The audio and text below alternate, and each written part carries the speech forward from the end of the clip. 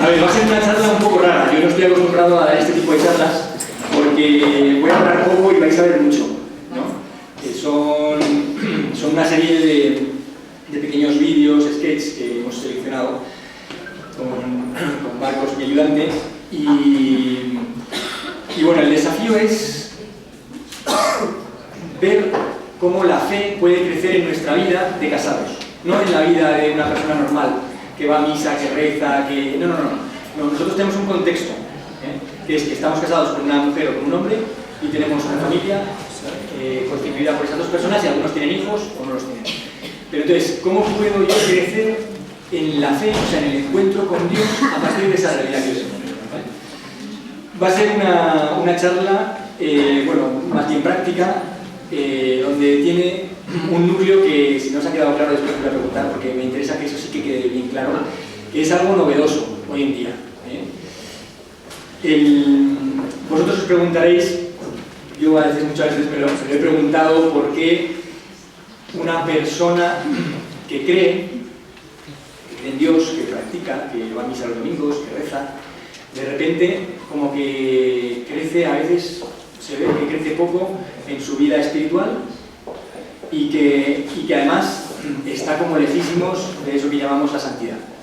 Y dices, bueno, pero si reza, y reza mucho, y a lo mejor reza el rosario todos los días, o va a misa todos los días, pero tú la ves, ¿y por qué dices que está lejos de la santidad? Porque es una persona que no te atrae en su comportamiento, no te transmite a Dios, y tiene dicotomías en su vida. De repente cuando reza, cuando está en ambientes religiosos es muy religiosa, pero como dicen algunos, van a misa, pero después hay que verles en su trabajo o en su vida diaria, ¿no? Eso choca a veces. O sea, pareciera como que el rezar no es suficiente, ¿no? Y es verdad. ¿No se escucha como mucho eco? Yo por lo menos me escucho a mí como con... Lo pongo así un poco... ¿Ahí se escucha mejor? Entonces, los padres de la Iglesia decían antiguamente que para crecer en la fe, para crecer en la espiritualidad, hace falta dos alas. Dos alas. La primera es la oración, pero la segunda es el amor. Entonces, y allí es donde tocamos justamente el problema matrimonial. ¿Por qué? Porque muchas veces crecemos mucho en la fe, pero sin el impulso de tener un amor personal hacia Dios y un amor personal después hacia el prójimo, hacia la persona con la que me he casado, a los hijos que tengo. O sea, en nuestro cristianismo muchas veces lo que falla es el tema del amor. Cumplimos lo que hay que hacer, las reglas, vamos a misa y tal, pero el tema del amor, o sea, nos cuesta hacer las cosas, pues eso, con amor.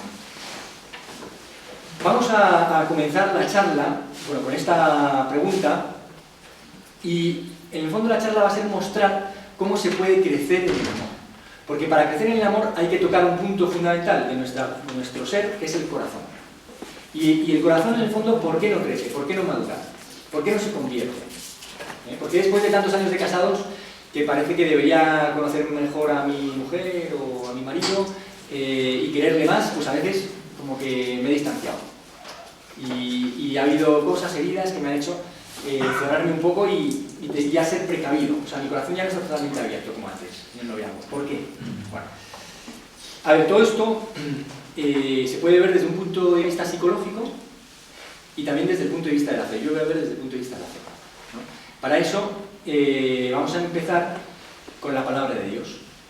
La palabra de Dios en el Evangelio, en un momento, Jesús cuenta una parábola para demostrar cómo se tienen que construir las cosas sólidas. Una de las cosas sólidas en nuestra vida es el matrimonio, de las cosas más sólidas, ¿no?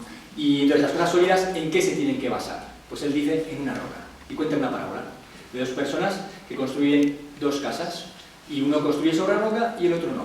Entonces, esta parábola, en vez de leerla en la Biblia, la vamos a ver y la vamos a escuchar.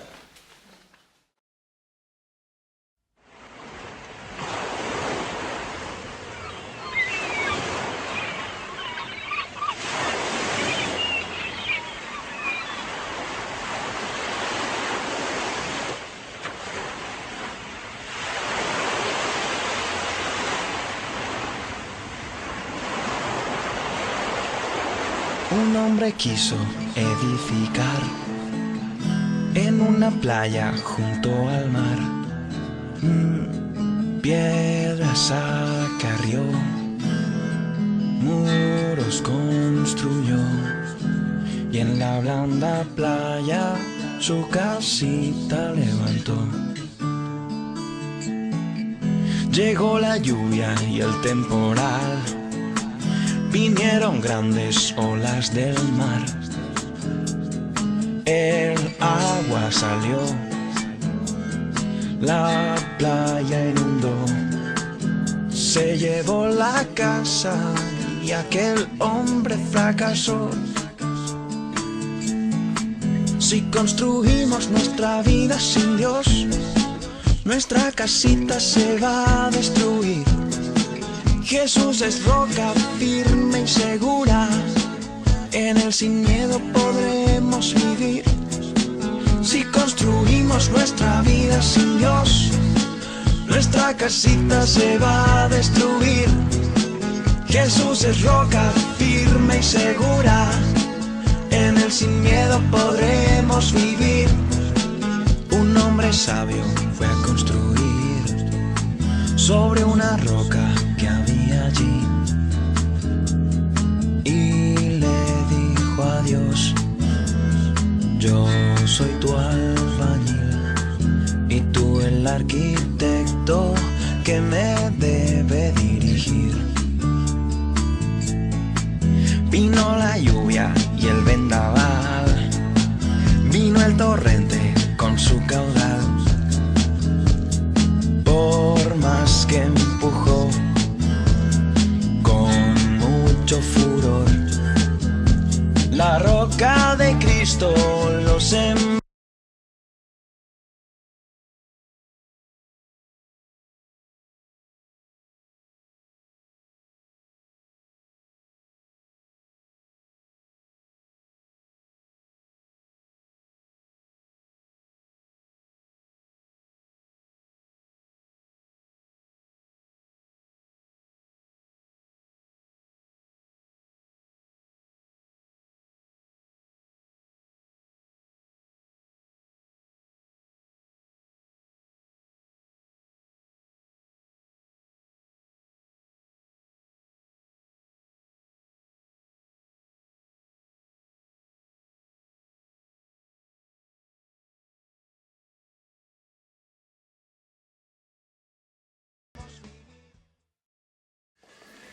Bueno, esta es una manera diferente de leer la Biblia.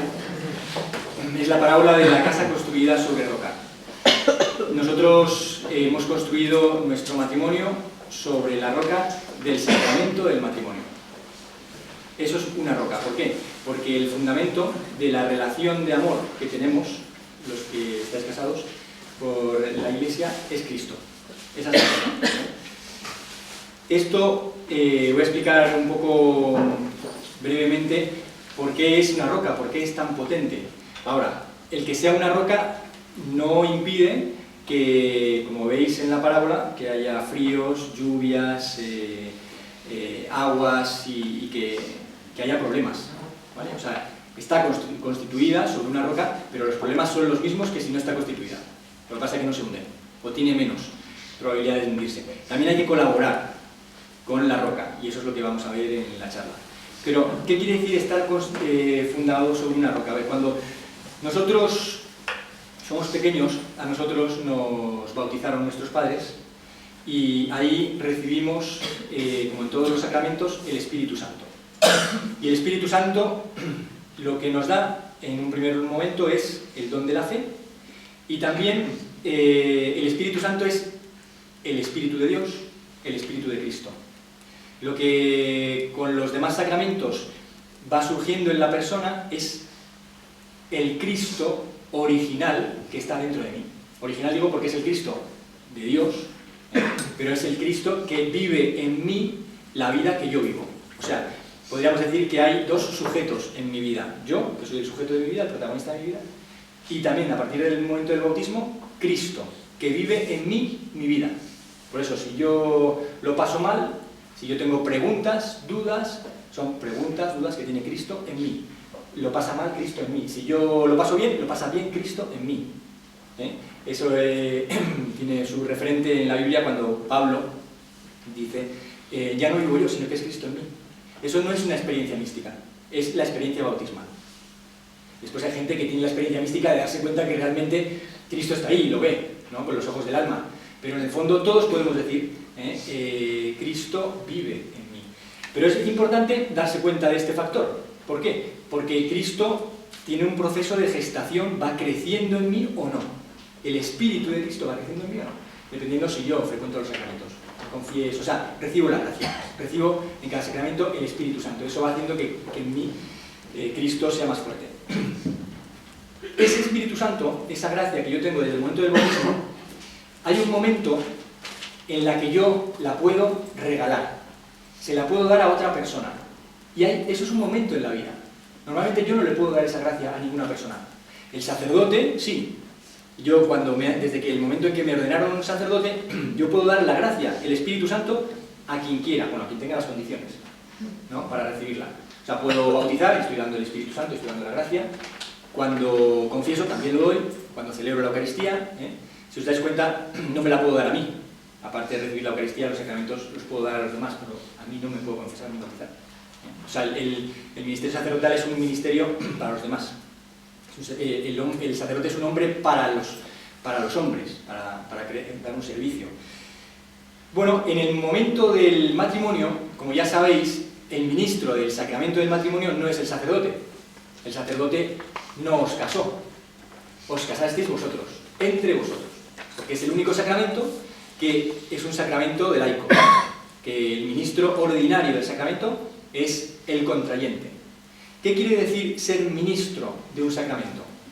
El ministro de todos los sacramentos es Jesús. Jesús en la persona del sacerdote o Jesús en la persona del contrayente. Jesús es el que administra el sacramento. Eso quiere decir que es independiente la administración del sacramento y la efectividad del sacramento de la santidad del ministro o de la pecaminosidad del ministro. Es decir, yo voy por la calle, atropello a una persona y después celebro la misa y consagro. Bueno, esa misa es igual de efectiva que la misa celebrada por el Papa Francisco en Roma. Porque el que celebra en mí y en el Papa Francisco es Cristo. ¿Entendéis? Entonces, en el sacramento del matrimonio, el ministro del sacramento también es Cristo. En vosotros, en cada uno de vosotros. Y en el momento en el que uno de los contrayentes muestra verbalmente su amor a la otra persona, con el consentimiento, con el sí quiero casarme contigo para toda la vida, en ese momento la persona del contrayente es el ministro, o sea, es Cristo para el otro. Y el otro recibe el sacramento. Recibir el sacramento quiere decir recibir la gracia de Dios, recibir el Espíritu Santo. O sea, yo cuando me casé y le dije a la otra persona sí quiero, le di mi amor natural, mi amor humano y el Espíritu Santo además. En esas palabras van las dos cosas. Una cosa muy fuerte, ¿no? Poder dar el Espíritu Santo, ahora solo se puede dar en un momento, bueno, no sé qué es lo que he vivido, y en un momento y a una persona. No le puedes dar el Espíritu Santo a todas las personas. No le puedes dar el Espíritu Santo a tus hijos, porque no tenéis un sacramento con vuestros hijos, ni a vuestros hermanos, ni a vuestros padres, solo a vuestro marido. Y eso hace que después, en otro momento, el Espíritu Santo yo sea el que lo reciba, ¿no? En un momento yo soy ministro y en otro momento soy receptor del sacramento. Bueno, eso quiere decir, además también, y esta es una de las peculiaridades del sacramento del matrimonio, que se diferencia de los demás sacramentos, que yo puedo dar la gracia, el Espíritu Santo, a la persona con la que me he casado, no solo en el momento de la boda, en el momento del rito, sino siempre, hasta que esa persona se muera. Y eso es diferente de los demás sacramentos. ¿Por qué? Porque cuando yo voy y me confieso, el sacerdote me da la absolución y ahí me está dando la gracia, me está dando el Espíritu Santo, pero cuando yo me voy del confesionario, se acabó el rito, se acabó la entrega del Espíritu Santo. Yo me voy con el Espíritu Santo, perfecto. Pero el proceso de entregarlo se acabó. Tuvo un principio y tuvo un fin. En el matrimonio no. En el matrimonio comienza el proceso de entrega del Espíritu Santo en el rito, el momento de la boda, y no termina hasta que la persona, el otro contrayente se muere, uno de los dos contrayentes se muere. Yo le sigo dando el Espíritu Santo y la gracia durante toda mi vida. ¿A través de qué? Ya no de un rito, sino de las cosas que son propias del matrimonio. Y esto es lo que se llama la espiritualidad matrimonial. ¿Qué es propio del matrimonio, por ejemplo? El acto conyugal, propio del matrimonio, ¿no?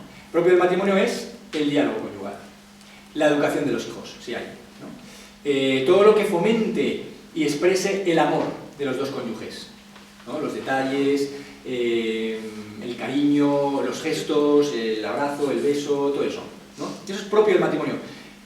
Propio de la vida del sacerdote o de la monja es celebrar los sacramentos, rezar el oficio de lecturas, laudes, vísperas. Eso es lo propio del matrimonio. Pero si yo como casado me dedico a hacer lo propio del consagrado, no vivo la espiritualidad matrimonial.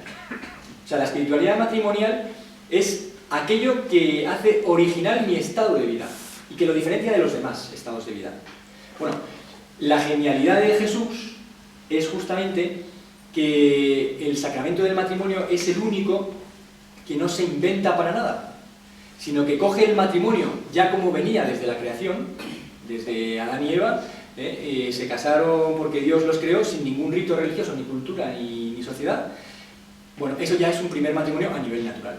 Eso lo coge Jesús y lo eleva a la dignidad del sacramento. Dice, cuando dos personas que estén bautizadas, que tengan la fe, que estén sólidamente fundamentadas en mí, se casen, ahí estoy yo. Y no cambia nada de la estructura del matrimonio, así como si cambió cosas de la estructura del bautismo. Bautismo en el tiempo de Jesús había muchos, el de los esenios, el de Juan Bautista, el de otras sectas, para entrar en su grupo, pero el bautismo cristiano es el bautismo en el nombre del Señor o en el nombre del Padre, del Hijo y del Espíritu Santo, la Trinidad. Ese es el bautismo típico, así está configurado el bautismo cristiano. Los otros bautismos tenían otros ritos y otras palabras. Ahora, del matrimonio no cambia nada, ni los ministros, ni la forma de casarse, que es, la forma son las palabras, el consentimiento. O sea, yo digo, te quiero a ti para toda la vida. Esa es la forma de casarse. Entonces, ¿qué pasa? Dos personas que no están bautizadas no se pueden entregar al Espíritu Santo porque no lo llevan dentro. Si una lo está y la otra no hay sacramento. Hay un matrimonio a nivel natural y un matrimonio a nivel civil. Y un matrimonio religioso a nivel canónico, de derecho canónico. Pero no hay un matrimonio sacramental, porque no se entrega en una gracia. ¿Ya? Y esto sí es importante, porque entregarse una gracia o no, pues tiene su gracia. ¿Ves? O sea, es una ayuda o no en tu matrimonio. Es el estar fundado en Cristo o no. Entonces, esto es un poquito un matiz que le hemos dado al sacramento del matrimonio para que veáis que el estar fundados sobre roca es estar fundados sobre Jesús. Y estar fundados sobre Jesús es que no es que yo estoy sobre Jesús, sino que el sostén de mi vida es que Jesús está dentro de mí por su Espíritu, por el Espíritu Santo. ¿Entendéis? Es como, ¿qué es lo que nos sostiene a nosotros el cuerpo? Nuestra columna vertebral. No se ve, pero sostiene. Sin columna te doblas. Bueno, esto es parecido. O sea, el sostén de mi vida y de mi matrimonio es Cristo, que no se ve, pero es su Espíritu que me penetra completamente desde la cabeza a los pies. Ahora, esa gracia no actúa por sí sola en el sentido de que imponga su orden de ser, su orden de actuar, de la gracia, ¿no? ¿Por qué? Porque cuenta con la libertad del hombre. Y aquí es donde entran nuestra libertad y todas las cosas que nosotros aquí en el vídeo hemos visto como lluvias, como truenos, como aguas, que van impidiendo que esa gracia yo note que es el sustento de mi vida. Por eso hay que colaborar con esa gracia. Entonces, vamos a ver primero, antes de ver cómo se colabora con esa gracia, vamos a ver un par de vídeos donde vamos a ver problemas en las relaciones matrimoniales, para que seamos conscientes un poco de que todo matrimonio, sea religioso o no, sea bueno o no, se lleven bien o no, todo matrimonio tiene sus problemas. Eso es normal, inherente, ¿vale?, a la vida. Ahora, ¿qué tipo de problemas va a haber? Bueno, vamos a ver, después vamos a analizar.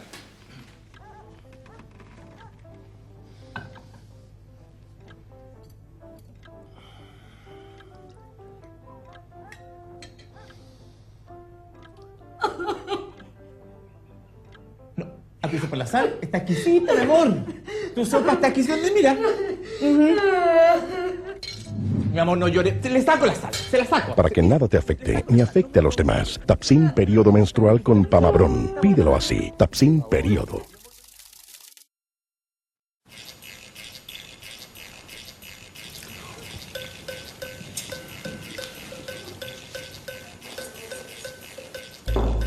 ¿Le falta sal? Yo le pongo.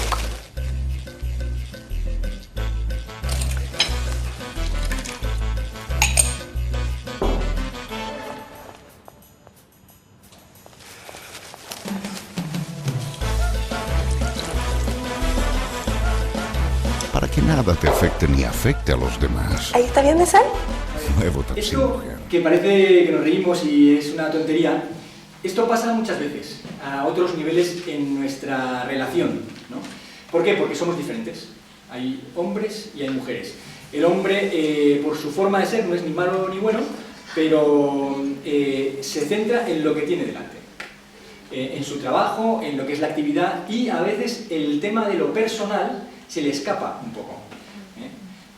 Entonces, ¿qué pasa? Este hombre está tomándose su sopa. Y le da igual quién la ha hecho, si es su mujer o no, si está bueno, le falta sal. No está pensando si puede ofender a su mujer por decirle que le falta sal. La mujer sí lo pensaría, porque para la mujer lo primero no es la cosa que tiene enfrente, sino que es la persona que lo ha hecho. Y está bien ella si las personas que ella quiere están bien con ella, y está mal si las personas que ella quiere tienen algún problema con ella. ¿No? Eso pasa así. Entonces, esto es porque somos diferentes. Muchos de los problemas que nosotros tenemos en nuestro matrimonio es porque somos diferentes. No es porque él sea malo, ni me quiera hacer la vida imposible, ni no, es porque no ha aceptado. Y no ha interpretado más allá las cosas, y la mujer ha interpretado demasiado. Entonces, este es un ejemplo de a veces por qué llegan las lluvias y las tormentas en el matrimonio. ¿Cómo puede hacer el sacramento del matrimonio, la gracia del matrimonio, que es la roca, donde estamos asentados, cómo puede influir en eso? Bueno, eso todavía vamos a ver algunos anuncios más para dar un poco más de matiz a estas lluvias y fríos. Ahora vamos a ver... no, ya está, ¿no? Porque claro, el otro no estaba. Bueno, a ver, entonces vamos a entrar en otra parte del... A lo mejor podemos poner el esquema. Sí, para que no os perdáis, vamos a poner un poquito el esquema. Hemos visto un poco primero la parábola, ¿no?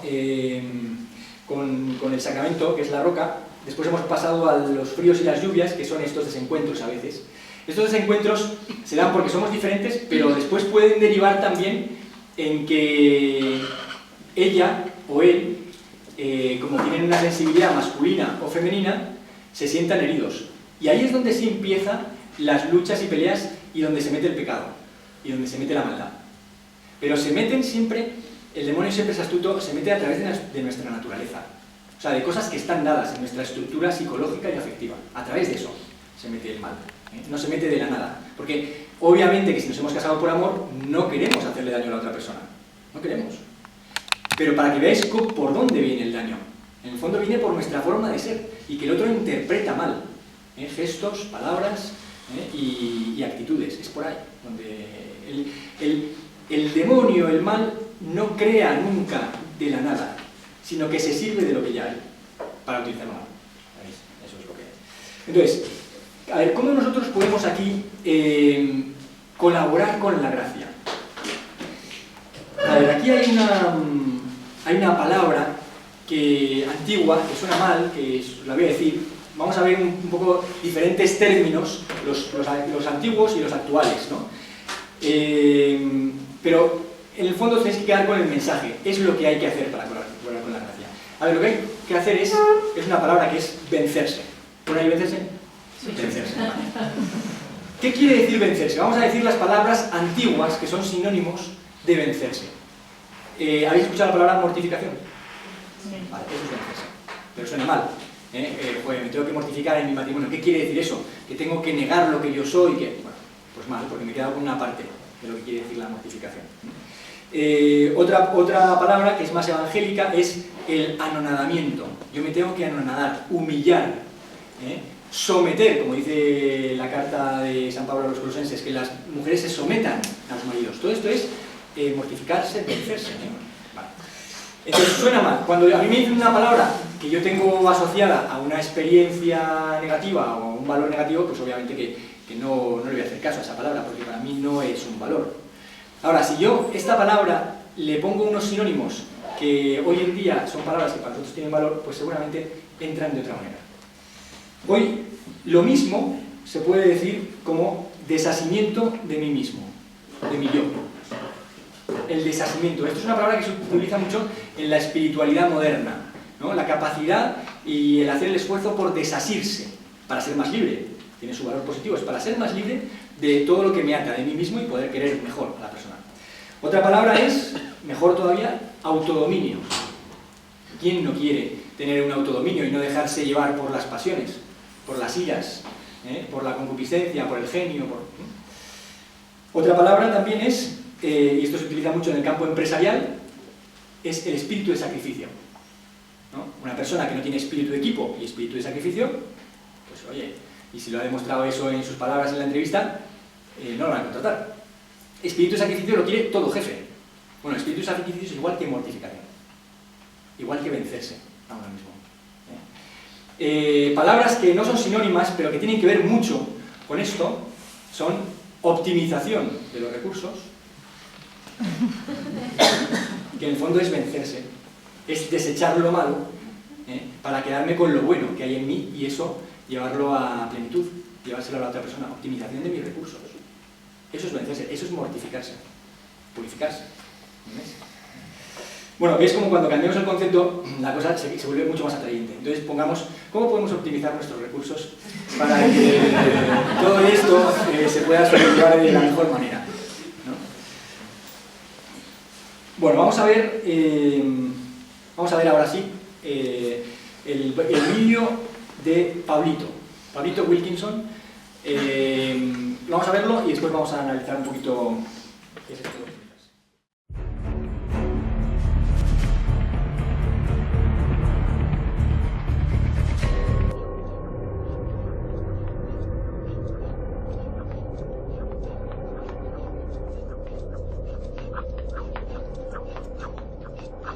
There was a time when babies had a great life.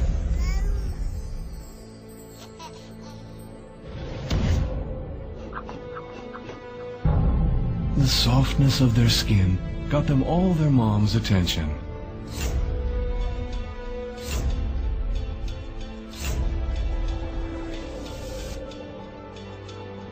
Then one day, fathers discovered a special weapon.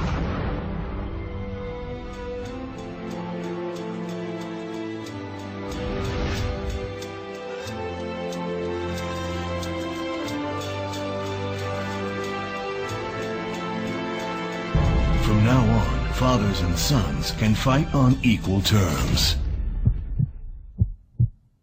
Men can now take revenge and win back their wives. 3, 2, 1. His mind is ready, his fresh and his sweat is steady. He never thought it'd come to this, never knew just how heavy. The pain, the shame, doing the same old same. The aim, the game, reaching the hall of fame. Clashing on the mic, flashing lights in his face, bashing in the fight, smashing on the beat, his fat bass. It's not funny, he taking scrap as serious as ever. He works on the art as he grows even faster.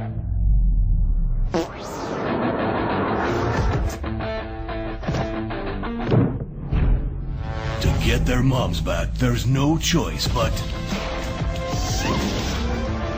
to fight. The eye of the kitten slapping steaks in the kitchen. Offbeat, no flow, nothing but nothing. Fight for kisses.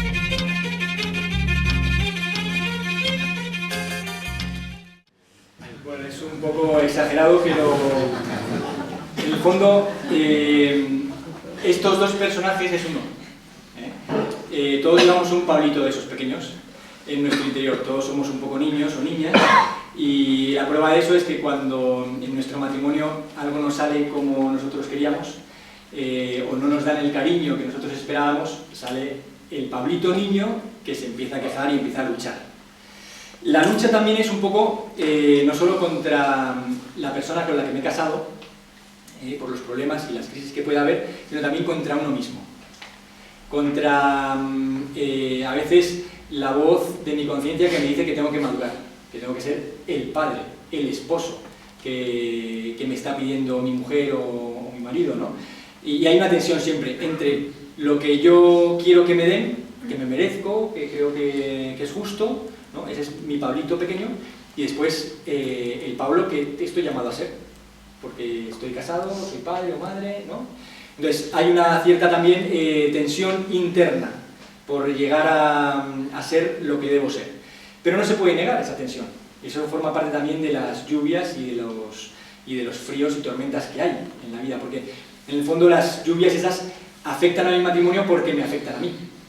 O sea, yo tengo un problema con mi mujer o con mi marido porque en el fondo también tengo yo un problema interno, una susceptibilidad que me han tocado, una herida que me han producido. Entonces, aquí el desafío es crecer poco a poco del Pablito al Pablo. Y para eso lo importante es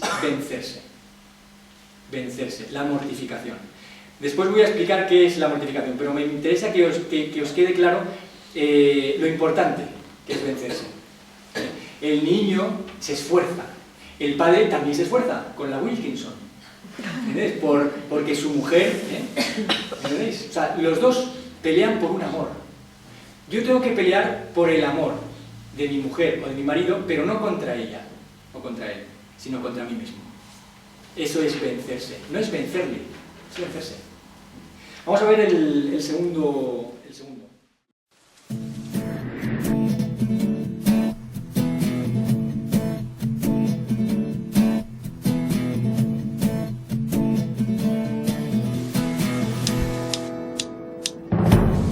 No me va a parar la lluvia, no me va a parar el viento, arriba toda la gente, vamos con Tapsin caliente, no me va a parar la nieve, no me va a parar el frío, sigamos todos unidos, con Tapsin y comprimidos.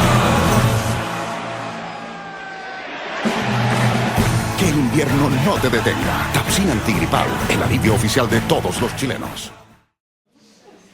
A ver, para luchar contra uno mismo, vencerse y superar las crisis en el matrimonio hay que tener una muy importante motivación. Es decir, como dice el vídeo, no me va a parar. Que el invierno no te detenga. Ese es el eslogan. Que el invierno no te detenga. Que las lluvias, que los problemas no te detengan. O sea, no hay ninguna crisis capaz de destruir a la roca, que es Cristo, y en la cual estamos fundamentados. No hay ninguna crisis. Una relación de pareja, sí hay crisis que la pueden destruir. Un matrimonio civil, una pareja de hecho. ¿Por qué? Porque la relación humana la puede destruir una crisis, pero a Cristo no. Por eso el fundamento en Cristo es muy importante. Y cada vez que yo reciba ese virus, como dice Tapsin, ¿no? O sea, el virus gripal, en el fondo es aquello que a mí se me ha quedado en el corazón y que no le perdono a la otra persona y que me va dando vueltas.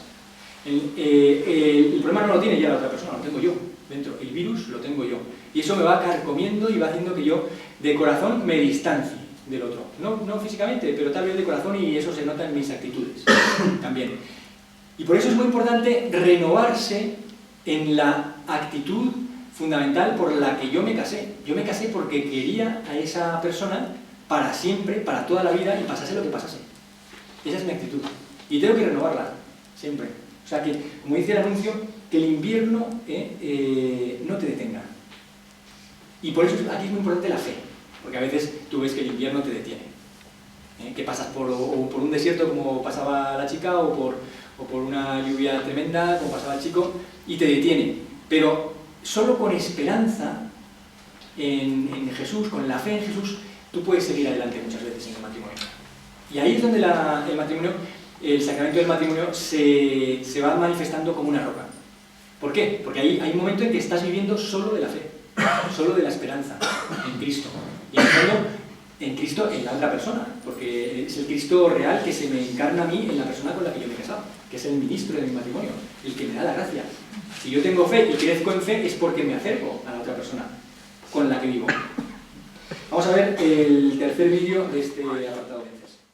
Hay algo fascinante en las películas, la capacidad de acortar el tiempo. Tener un hijo puede durar 3 segundos. No hace falta viajar horas para llegar a otro país. Y un movimiento de cámara te cuenta toda una gran noche. Los que buscamos esa misma rapidez para recuperarnos de los síntomas gripales, elegimos Tapsin Plus Rápida Acción. Sus cápsulas blandas los alivian rápidamente. Tapsin Plus Rápida Acción. Efectividad en menos tiempo. Bueno, ¿por qué hemos puesto este vídeo? Porque cuando entra el virus, cuando mi corazón está un poco afectado por lo que ha pasado en casa con mi marido, con mi mujer, aquí lo importante no es el tiempo lo cura todo. No, el tiempo agrava las cosas, por lo general, y acumula también las cosas. Y uno no es un almacén de acumular experiencias negativas. Entonces, lo que dice este vídeo es que la acción rápida contra el virus es lo más eficaz, y que hay que cortar el tiempo.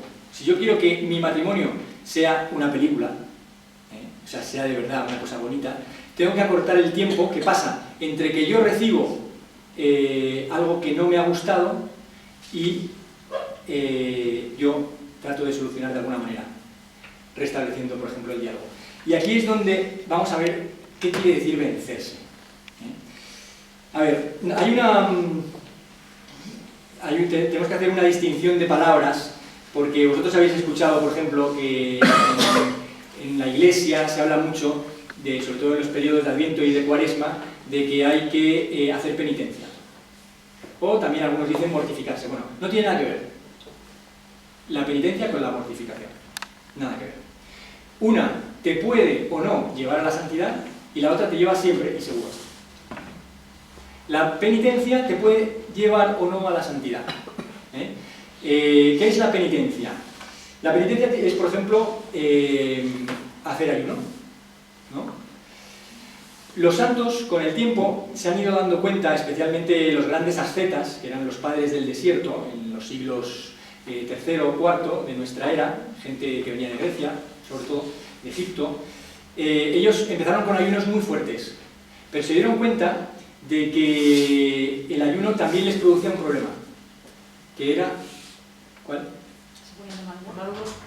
¿El mal olor? ¿Humor? El mal humor, bueno, puede ser ese, pero ese es lo muy grave. No, el orgullo. El orgullo, en vez de la humildad, porque la humildad es muy fundamental para llegar a Dios, para ser santo, en el fondo reconocer lo que uno es, el ayuno, como se sentían capaces de grandes ayunos, perdían la humildad. Y entonces muchos de ellos no es que dejasen el ayuno, pero comían un poquito. Para sentir hambre, pero a la vez para no poder decir que ayunaban. ¿Entendéis? Inteligente, ¿eh?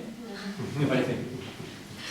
Y por eso es lo que nosotros llamamos penitencia. Bueno, después en la espiritualidad se ha ido desarrollando esto y los maestros de espiritualidad te dicen hoy que no hay que negarle nada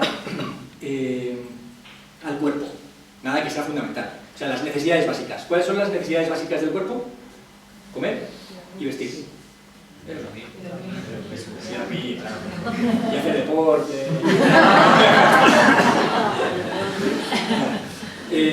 Bueno, comer y vestirse, pues sí, eso hay que dárselo al cuerpo. Bueno, tampoco en abundancia, porque entonces se convierte en gula y en vanidad, pero sí hay que... O sea, eso son necesidades. Ahora, eso es el cuerpo. Ahora, nosotros tenemos también el alma. El alma no tiene necesidades básicas, como el comer o el vestir o el dormir, sino que tiene lo que se llaman apetitos. Al alma le apetecen cosas, ¿no? Oye, pues no sabes cómo me apetecería, ahora que vengo cansado del trabajo, sentarme en el sillón o echarme una siesta. Eso es un apetito. Necesidad no es. Yo puedo estar muy cansado, pero puedo esperar a por la noche y dormir, ¿no? O sea, siempre puedo... El apetito siempre te da un margen de poder renunciar a eso que te apetece. El problema de los apetitos es que vivimos en una sociedad que fomenta los apetitos y les ha puesto otro nombre y les ha dicho que son necesidades. Y entonces es lo que se convierte en una necesidad de consumo, ¿no? Vivimos en una sociedad que está caracterizada por el consumismo, hay un exceso de consumos y de productos que se consumen, todo porque son necesarios. O sea, yo necesito tener el iPad 3, porque el iPad 1 ya no renueva la aplicación que tengo, ¿me entiendes? Lo necesito para mi trabajo. Bueno, siempre hay razones, y la cabeza además normalmente siempre le da la razón a los apetitos. La cabeza no es nunca totalmente objetiva, le da la razón a aquello que te conviene, entre comillas. La mortificación es un camino muy seguro hacia la santidad, porque tú niegues lo que le niegues en ese sentido de los apetitos del alma, tú no te mueres, ¿no? Y sin embargo lo que estás haciendo es desligarte, hacerte más libre de cosas que te atan. Los grandes santos han sido normalmente maestros en el dominio de los apetitos. Los apetitos entran en el alma normalmente por los sentidos externos, por la vista, por el olfato, por el gusto, por el tacto, ¿no? Y entran y hacen su hueco en los sentidos internos. Los sentidos internos son la memoria, la fantasía, el corazón. O sea, yo, por ejemplo, he visto algo bonito o a alguien bonito y ya ha penetrado por mi sentido del ojo, que es externo, y se me queda en mi sentido interno, que es la memoria. Me acuerdo de esa persona muchos días.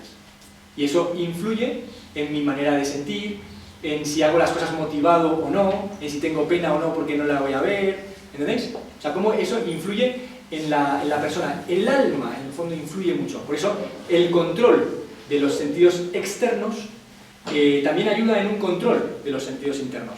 No todas las películas conviene verlas, ¿por qué? Porque después yo sufro las consecuencias. O sea, es que hay que ser libre, sí, pero apáñate después tú con lo que has visto. ¿Entiendes? Elabóralo tú, vete al psicólogo. O sea, no me cuentes a mí ahora historias, porque claro, todo tiene después una repercusión. Tampoco quiere decir que yo no puedo ver nada y con miedo a no ver nada porque después voy a... No, hay cosas que es que hay que ver por profesionalidad, por responsabilidad, por cultura, y hay que saber eso también gestionar. Bueno, no sé, ¿os acordáis que cuando empecé la charla dije que hay dos alas que mueven el crecimiento espiritual y esa relación con Dios? La oración y el amor. Estamos hablando ahora del amor, ¿vale? No estamos hablando de la oración. Y los monjes benedictinos, San Benito ya era muy listo cuando decía que el lema del monje es ora et labora. Reza, bueno, eso no lo tocamos hoy, pero trabaja. Este es el tipo de trabajo que nosotros tenemos que hacer en nuestro matrimonio. No es el trabajo profesional, es el trabajo con mi propio corazón. Voy a poner un pequeño ejemplo. El otro día, hablando con una persona, ya sabéis que hay personas que vienen a nosotros para confesarse y otras para contar problemas o dirigirse espiritualmente. Una mujer me contó un problema que me pareció paradigmático, voy a contar. Ahora no está aquí y no la conocéis. Pero para que veáis, ¿no?, cómo actúa el hombre, la mujer, y en el fondo cómo actúa guiado por su corazón y cómo se puede equivocar. En el fondo, porque aquí vamos a ver cómo hay que luchar, vencer, trabajar en el propio corazón. Bueno, esta persona había tenido un problema X con su marido y se había sentido un poco, bueno, pues despreciada, humillada por la actitud que había tenido el marido, que seguramente yo no entro a jugar, pero a lo mejor tenía razón la mujer seguro y él pues había hecho eso, ¿no? Era objetivo el tema.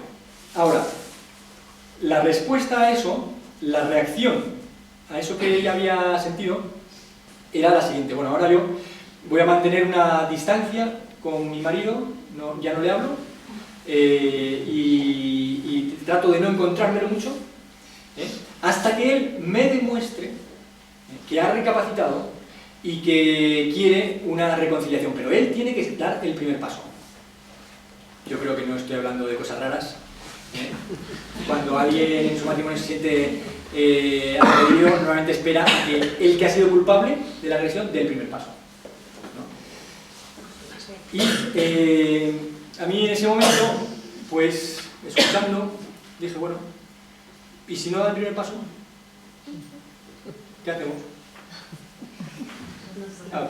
Pues esperar a que dé el primer paso, decía. ¿Y si no lo da? Bueno, pues a lo mejor el tiempo lo cura todo y sigue la relación, pero ya sigue la relación con herida.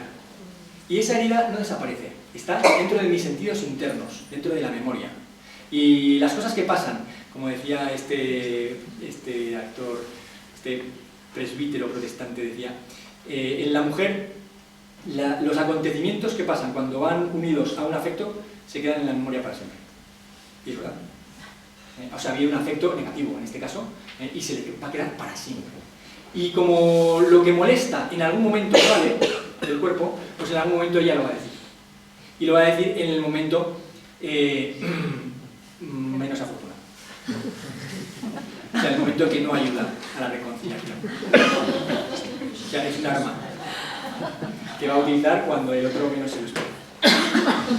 Bueno, entonces yo le dije, oye, yo creo que el problema no está tanto en lo que ha pasado, no está tanto en si él tiene que recapacitar, que sí, pero lo que tú puedes hacer, ¿qué es?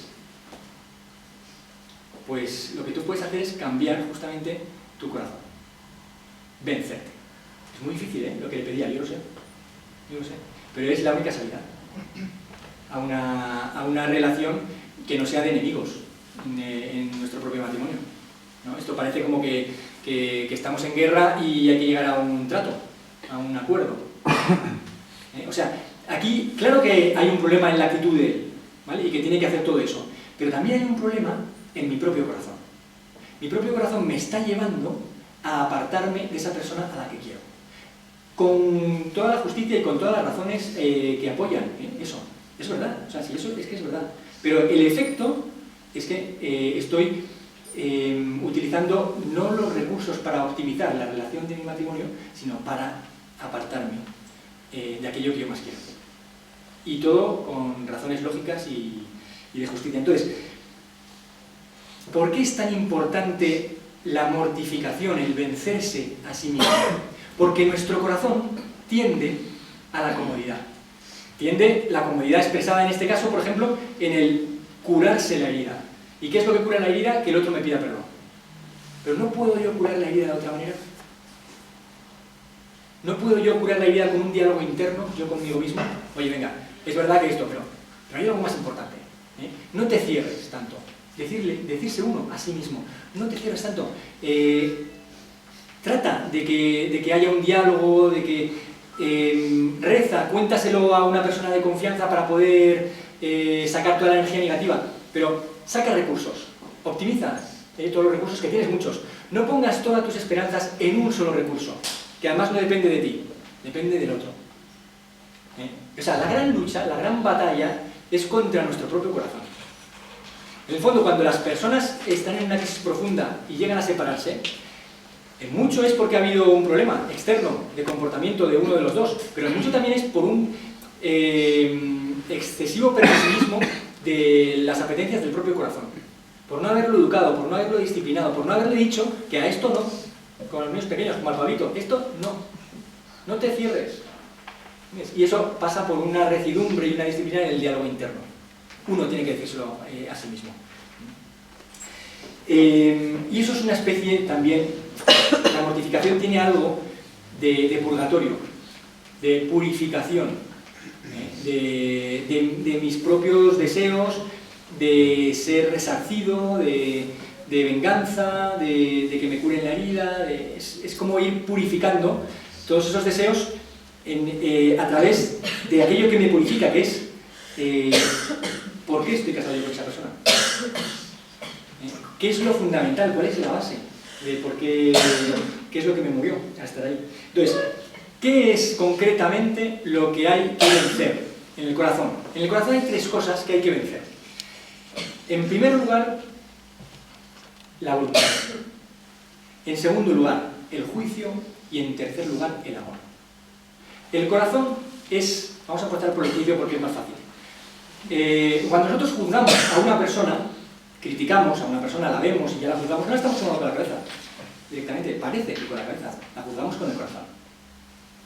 Porque nosotros con el corazón nos remitimos a afectos, a experiencias que yo he tenido, a cosas que están ahí en mi memoria, en mi fantasía. Entonces juzgamos positiva o negativamente, ¿no? Entonces, cuando a mí me dicen, te has equivocado en el juicio, ¿por qué me duele? Si me duele es porque no es algo de la cabeza. Las cosas que duelen son porque son del corazón. porque me ha afectado esa crítica. Entonces, por eso me duele.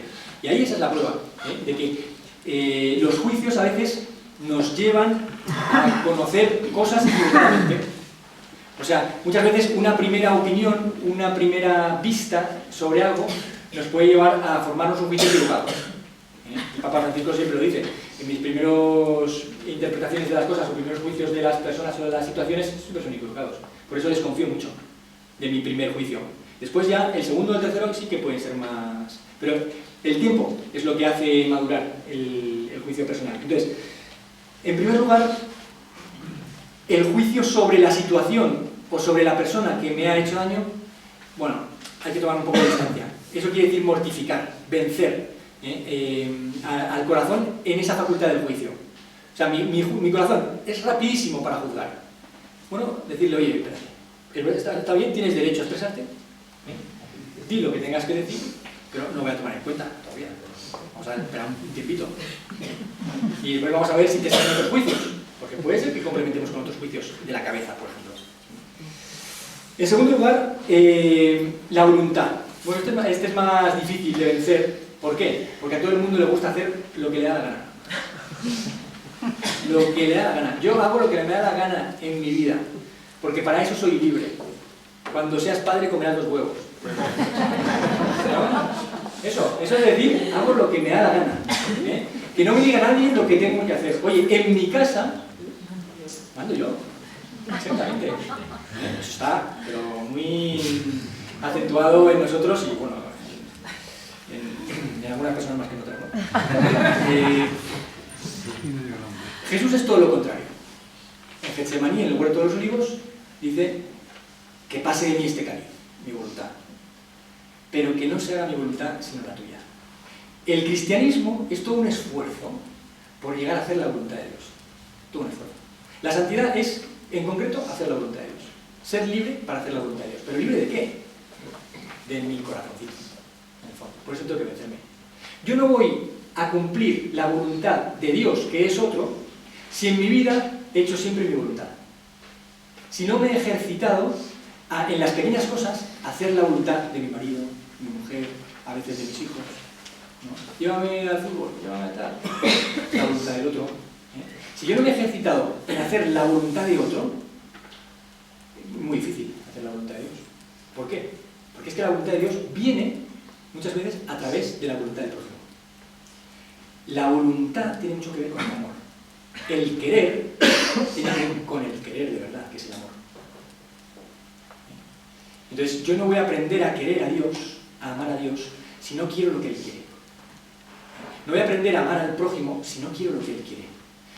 No voy a aprender a amar a mi mujer o a mi marido si no sé lo que le gusta. Y no trato de dárselo, de agradarle en esas cosas. Eso no es renunciar a mi voluntad, eso es complementar mi voluntad con otras cosas. Dirigirla, no a donde me dice el corazón, sino a donde me dice lo objetivo, que es Dios, y lo objetivo, que es la voluntad de Dios. ¿Entendéis? Y en tercer lugar, el vencerse a sí mismo es también vencer el amor propio, que es en el fondo cuando a uno lo humillan, cuando tiene un problema en casa, esta mujer que hemos puesto en el ejemplo, ahí ¿qué ha afectado? No ha afectado al juicio, no ha afectado a la voluntad, ha afectado al amor propio, me han humillado. Y yo, que tengo un sentido de mi dignidad y de mi valor personal, pues estoy dolido. Y entonces defiendo eso. Pero no nos damos cuenta que es que lo defiendo contra aquel a quien quiero. Entonces destruyo. Me defiendo a mí, pero me estoy destruyendo porque estoy destruyendo el vínculo, la relación que a mí me sostiene. Que es mi mujer y mi marido, pero en el fondo es mucho más que eso. Estoy destruyendo la roca sobre la que estoy asentada. Porque en mi mujer y mi marido está Cristo. O sea, yo me apoyo sobre Cristo en la medida en que yo me apoyo en mi mujer y en mi marido. Porque tengo un sacramento. Es como si la roca es enorme, pues con el pico. Ahí, no para construir una casa, sino para quebrar la roca. ¿Entendéis? Por eso es tan importante, lo de... O sea, cuando yo le pido perdón, cuando yo me venzo y salgo al encuentro para, aunque no tenga que pedirle perdón, para hablar, yo soy el ofendido, no estoy saliendo al encuentro solo de mi mujer o de mi marido, no estoy pidiéndole perdón solo a él, sino a Cristo. porque esa persona es el ministro del sacramento. Cuando yo le pido perdón, la persona me da el Espíritu Santo en forma de perdón, que se llama misericordia, en forma de misericordia. O sea, el que me perdone mi marido o mi mujer no tiene nada que ver con que me perdone una persona del trabajo, o un hijo mío, o un amigo. Porque ahí me está dando una gracia, que es la gracia de la misericordia. No la vemos, pero es lo que nos lleva a Dios. Eso es lo importante. Entonces, bueno, esto es vencerse. Este es el núcleo de la charla. Si os quedáis con esto, todo lo demás son peliculitas interesantes. Pero si nos quedamos con esto, esto es lo importante. Vencerse. Esto es lo que la Iglesia ha llamado durante tantos siglos la mortificación. Que es tan importante para poder crecer, para optimizar los recursos que uno tiene como hombre y como mujer. Y ser una persona feliz, libre, todo eso, ¿no?, que hemos dicho.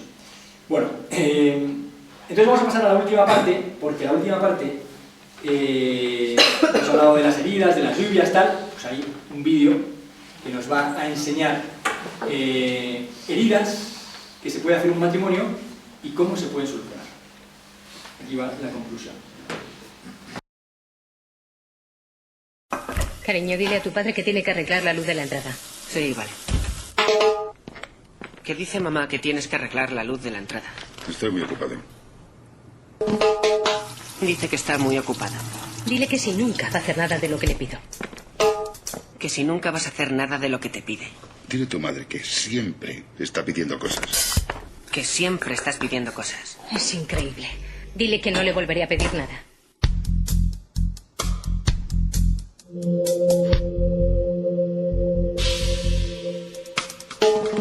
Dice mamá que te volvería a pedir que te casaras con ella. Que no diga tonterías.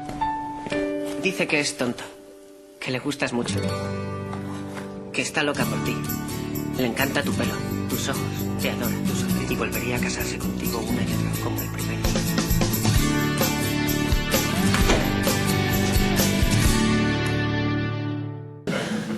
Este es el resultado de haberse vencido.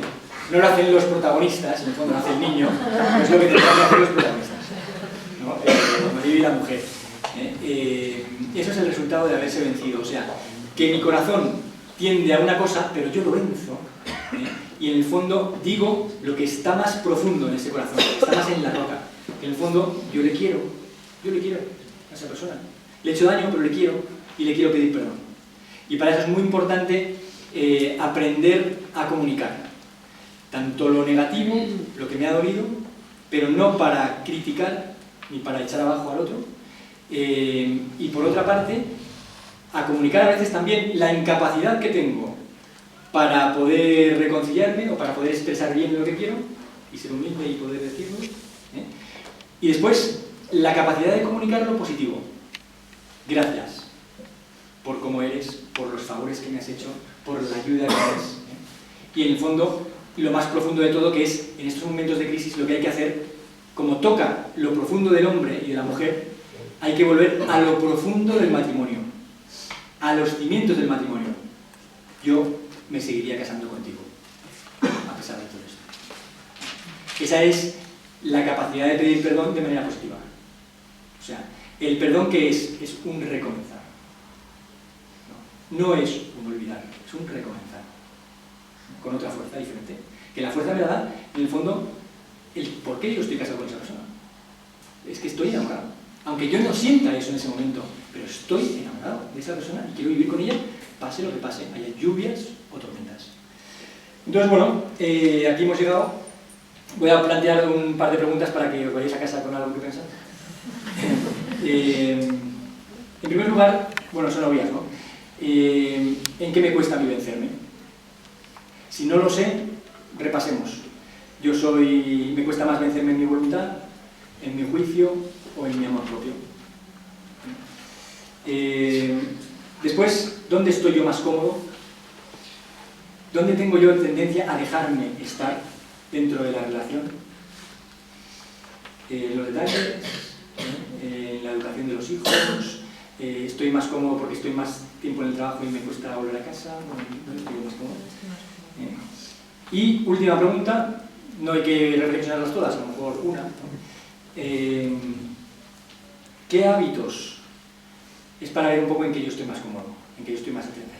¿Qué hábitos me costaría cambiar? Que si me cambiasen, me desestructuran un poco a mí. Pierdo esa estabilidad, esa comodidad.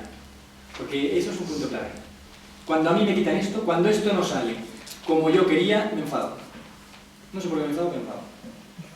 ¿No? Porque siempre lo he hecho así, porque yo esperaba que se hiciera así, porque me enfado. ¿No? A mí me ha pasado hoy, el padre Carlos se lleva la moto, yo estoy acostumbrado.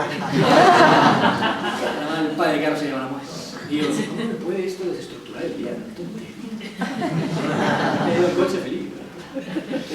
Bueno, pues vamos a dejarlo aquí, que ya se hace tarde, y os invito entonces a poder hacer una oración para agradecerle a Dios, especialmente por vuestro matrimonio. En nombre del Padre, y del Hijo y del Espíritu Santo. Querido Señor, ante ti estamos, como al principio de esta charla, con nuestro matrimonio en las manos para ponerlo sobre la roca que eres tú, para tomar más conciencia de que el fundamento de nuestro amor está en el amor divino, en tu amor, en tu espíritu. Y te decimos y te pedimos que nos ayudes a colaborar cada vez más en el propio vencimiento de nuestro propio corazón para hacerle la vida más agradable a la persona con la que vivimos. Con Cristo su Hijo.